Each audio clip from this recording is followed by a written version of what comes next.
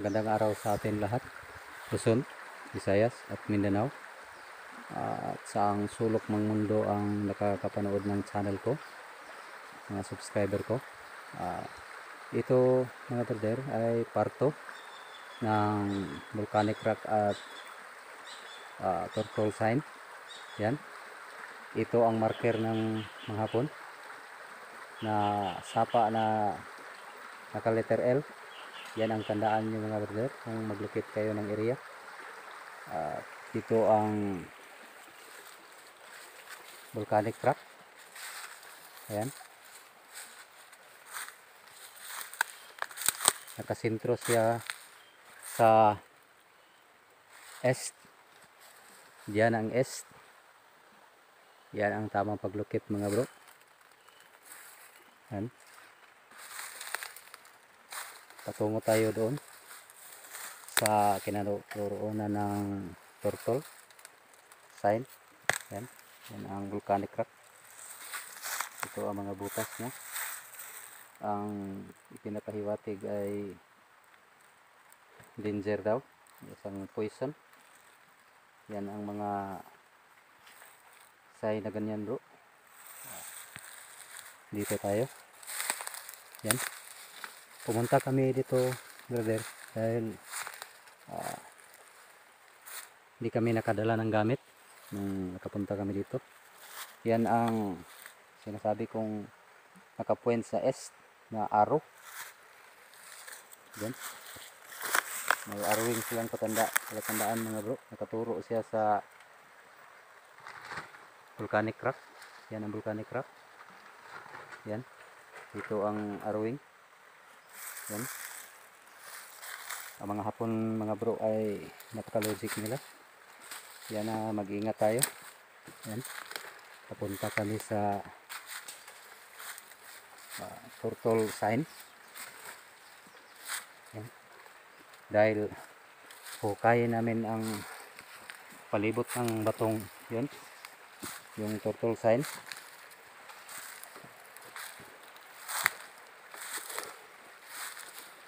Yan. Doon yung isang bato na counter sign siya diyan. Triangulation mga brad. Yan ang tandaan. Volcanic rock. At yung maliit na bato na nasa ibabaw. Yan. Dito ang turtle sign na hukayin namin ang palibot. Di muna namin hukayin ang puntarya ng ulo ng pagong mga bro. Tingnan namin ang palibot ng bato. Yan ang hukayin namin kung makakita pa tayo ng sign, dahil sobrang napaka-logic na mga hapon. Di sila nagtuturo ng tamang direksyon. Yan, maghanap pa tayo ng karagdagang sign diyan sa palibot ng bato na yan. Yan. Yan, hinukay na namin mga bro sa kasamahan ko.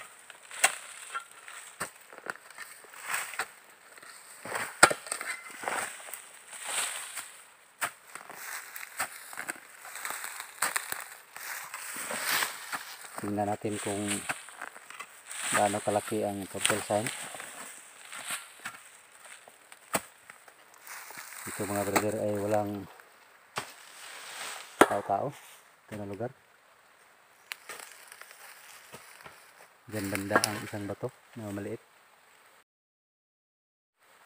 At doon ang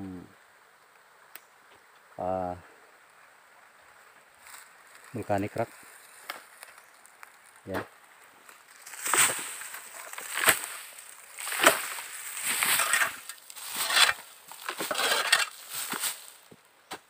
Napakalaking bato bro.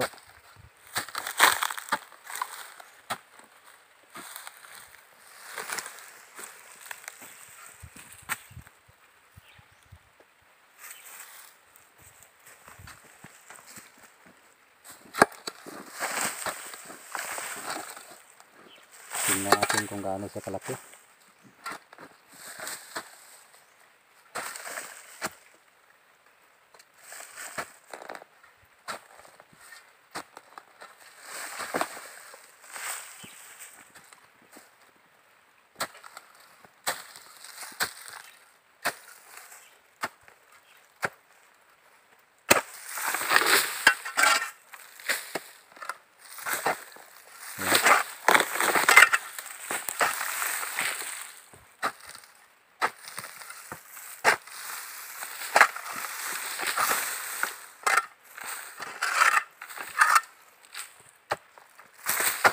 Ganyan pa kalaki mga bro.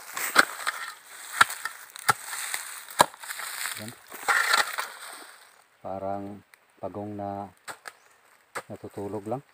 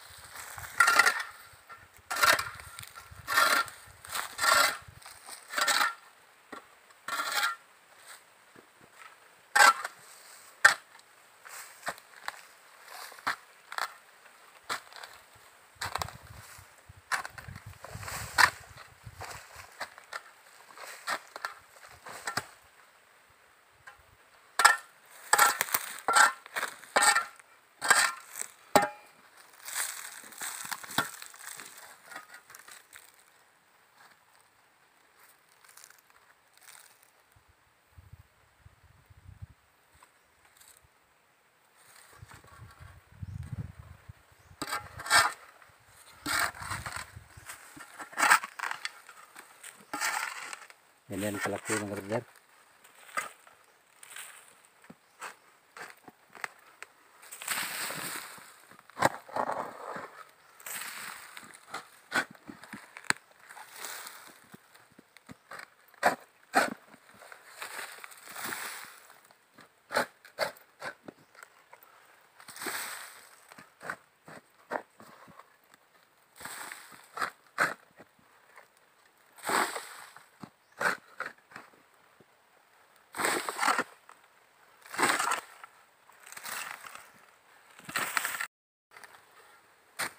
Ayan mga bro, napakalaki ng turtle sign.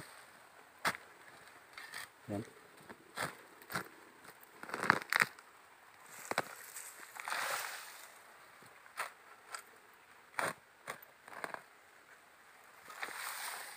Yan ang ulo niya.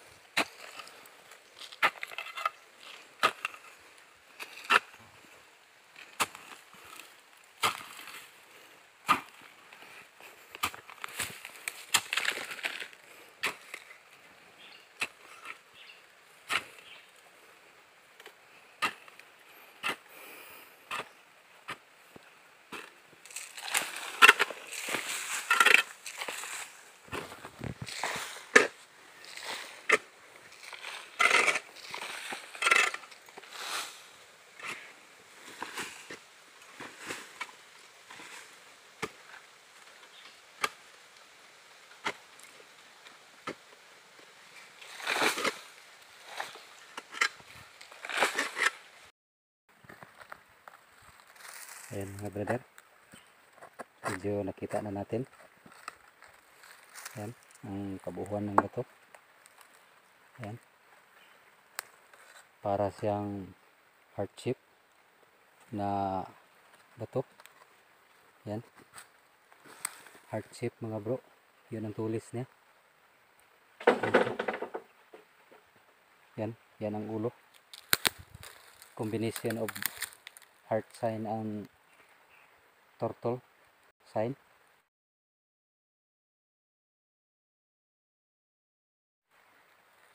Yan mga brother, patuloy pa namin ang paghukay.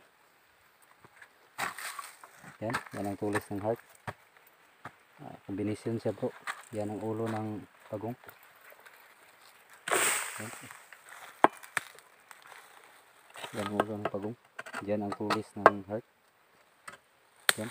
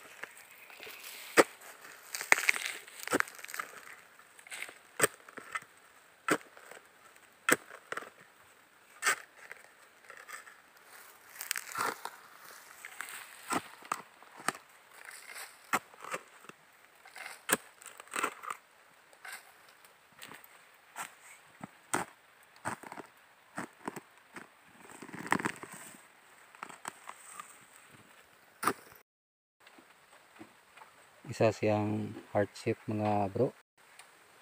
Pinagdugtong nila ang heart at ang ulo ng pagong. Yan, pambihira ito mga brother.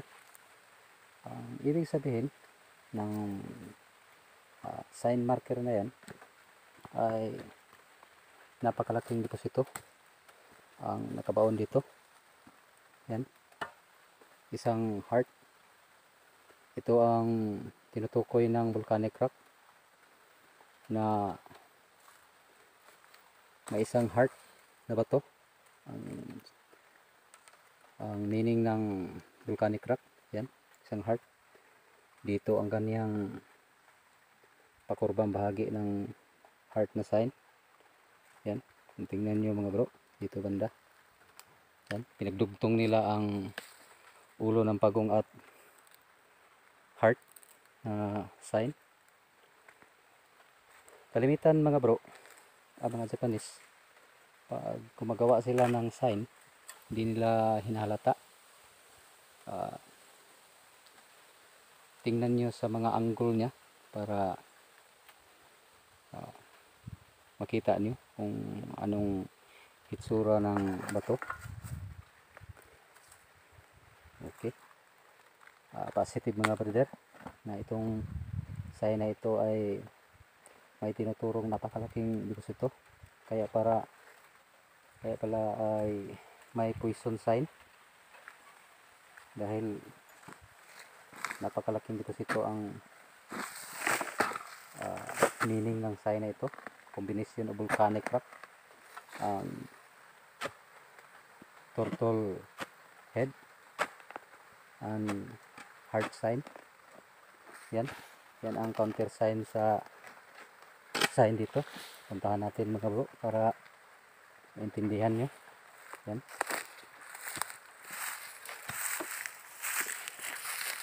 para di naman nyo patawag na nagsisinungaling. Yan, galing dito, estimate ko lang, galing doon sa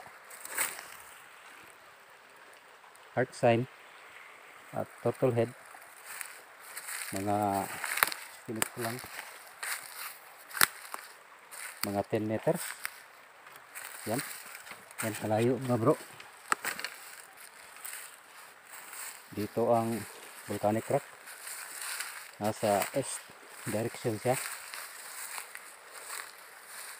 Alam niyo ba mga bro na bakit ang east ang laging ginagamit ng mga Hapon, na palatandaan nila sa paglibing ng kayamanan, masikatan talaga ng araw?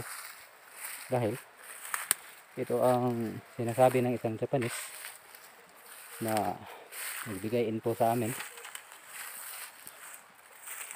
na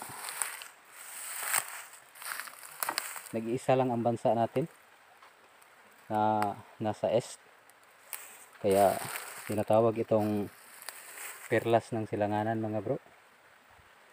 Kung sa kanta ng ating national anthem, nag-iisa lang ang Pilipinas. Yan, ang araw ang kanilang basihan bro sa mga Hapon. Yan ang tinutukoy ng heart na sign doon.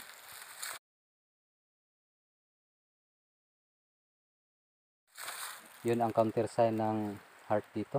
Yan, danger sign yan mga brother. Kung nakakita kayo ng ganyan, may mga zigzag sign at mga hole. Napakalaking deposito mga bro. Kailangan ito ng napakaraming tao. Ayan, na directional point niya, yung arrow na yan. Ayan,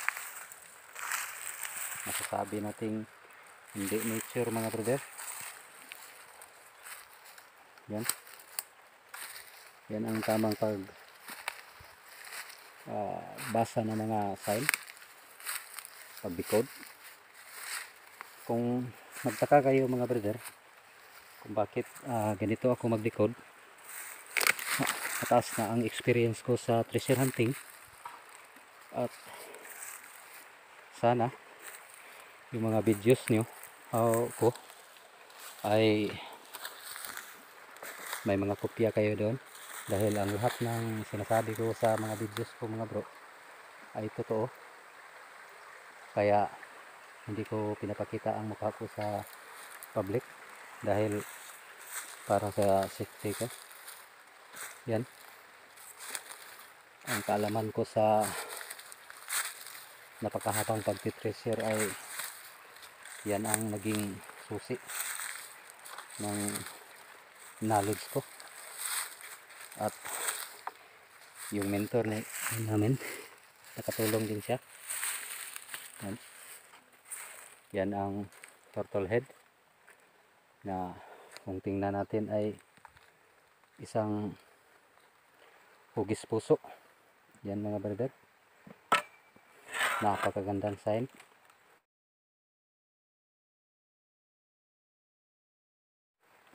At dito ang exact location ng digging spot, ang tinuturo ng ulo ng pagong, na kung tingnan namin ay parang natutulog lang.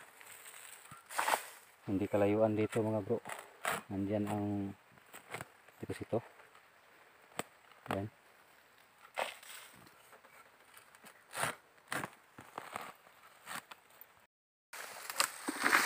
yan, papunta na kami sa ulo ng pagong mga brother. Yan na kami naghukay sa harap niya. Yan.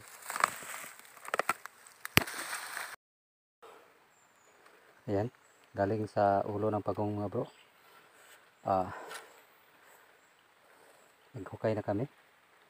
Diyan, may nakita kaming bato. Ayan, pakuha sa kasama ko. Yan, yan ang ulo niya. Yan ang bato. Yan, yan ang klaseng bato. Para siyang box marker. Nakuha namin. Yan. Diyan siya nakuha. Sa harap mismo ng turtle sign. Yan. Yan. Yan ay nagpapahiwatig ng big deposit. Square. Square na ba to? Yan. Positive mga bro. Dito kami maghuhukay. Yan.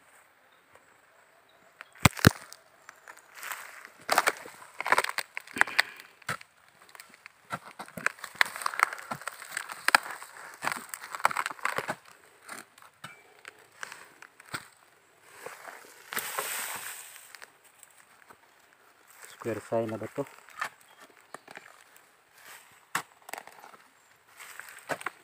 At yan.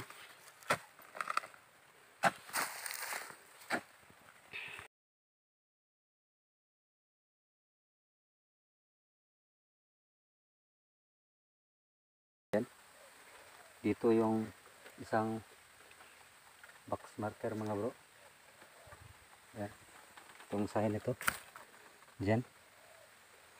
Diyan yan. At meron tong isa. Yan. Parang printed arrow. Yan. Dito siya nakaturo. At tingnan nyo mga brother. Isang box marker din. Yan. Diyan siya. Dito yung isang box marker.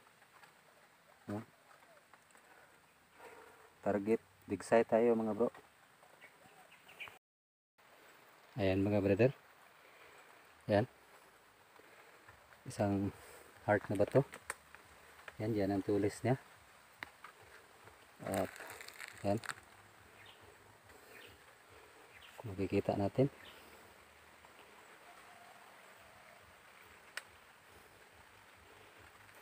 Itong ulo ng turtle. Diyan kami naghuhukay. Ayan. May mga nakuha na kaming palatandaan. 2. Yan, mga box marker.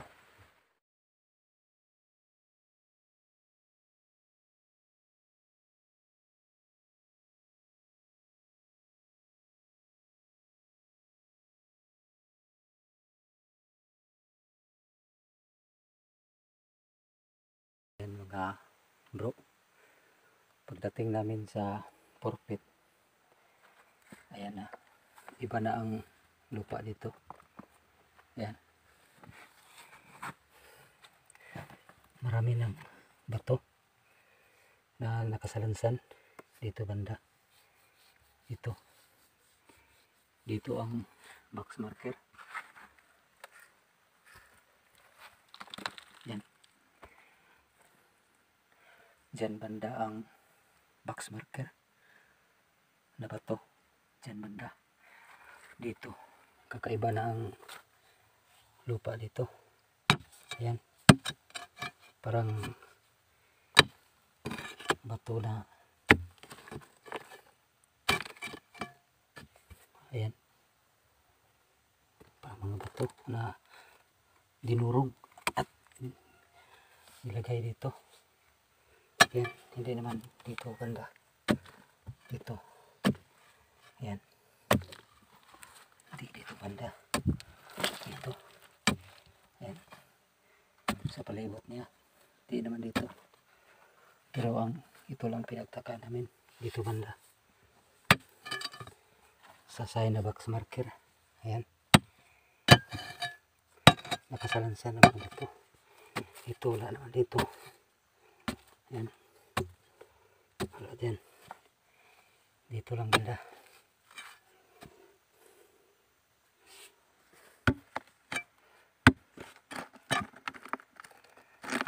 Patay na ba to?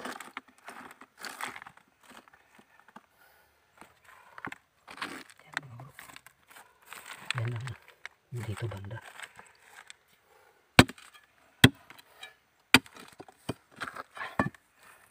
Yan. Yan na. Parang tinatamaan namin bro ang digging spot. dito banda. Yan. Ganyan ang tupa niya.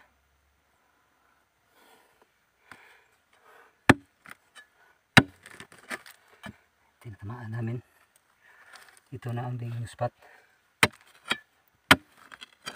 Harang ito mga brother. Yan. Ito ay harang. Parang mga sunog na bato. Yan. Nakadikit-dikit lahat.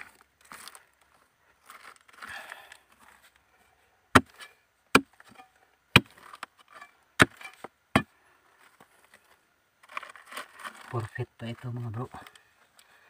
Ito na ang makita namin sa ilalim ng box marker.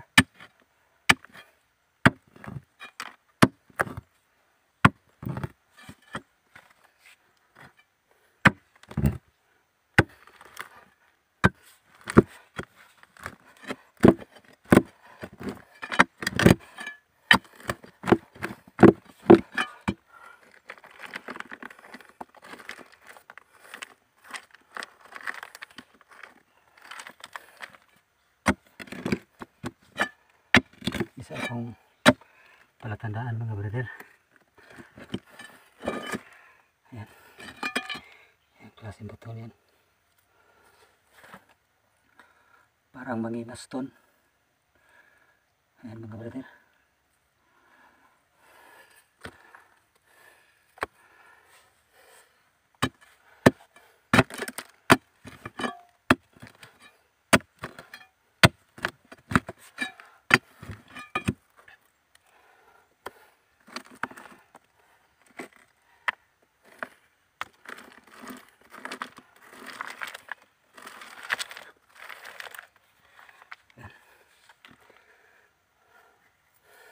Kakaibang mga bato dito bro, parang cover ito.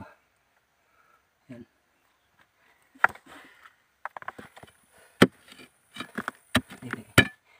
Hindi maubos, napakarami.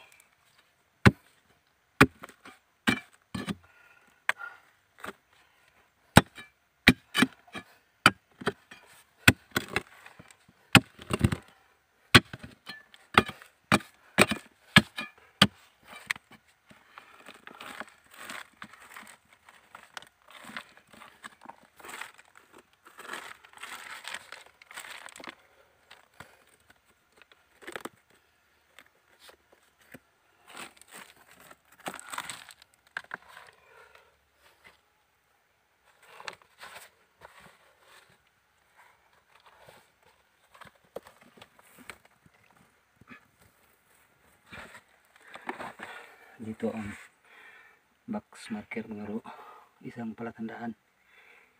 Yan, wala pang 2 feet na-hit na namin ang boulders na patay na bato. Yan lang bro, update ko na lang kayo. Maraming salamat.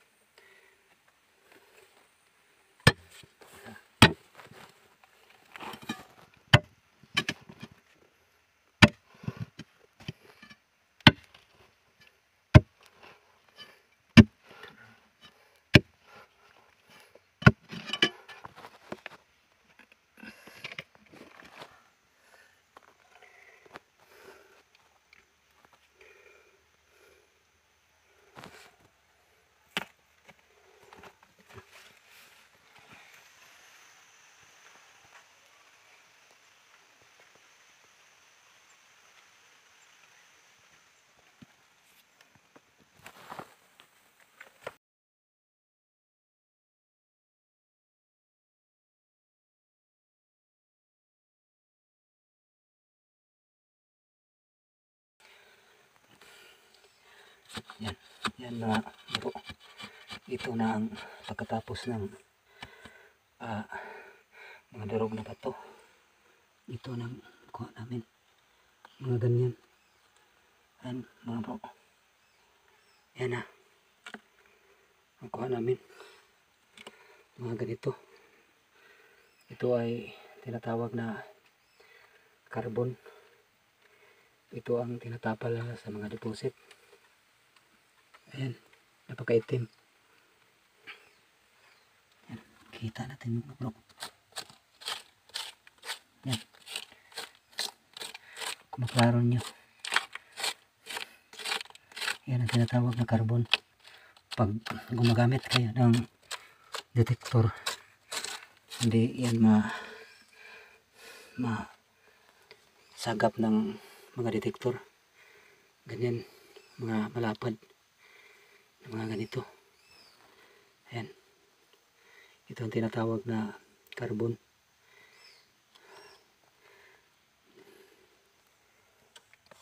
Dito sa ilalim, parang mga alkitran.